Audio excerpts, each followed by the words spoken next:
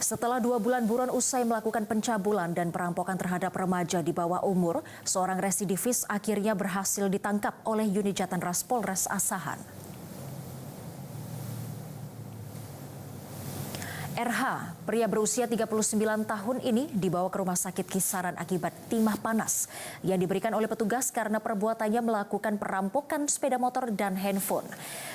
Selain melakukan perampokan, pelaku juga melakukan pelecehan terhadap korban yang masih duduk di bangku sekolah menengah atas. Kapolres Asahan AKBP Afdal Junaidi mengatakan bahwa sebelum melakukan aksinya, pelaku telah mengikuti kegiatan korban yang selalu pulang sendirian usai mengikuti latihan paskibraka.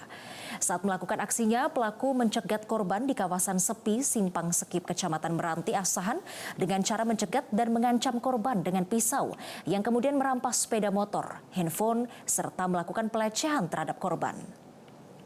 Dalam pemeriksaan diketahui bahwa pelaku merupakan residivis kasus yang sama dan dari pengakuannya tersangka telah beberapa kali melakukan aksi yang serupa.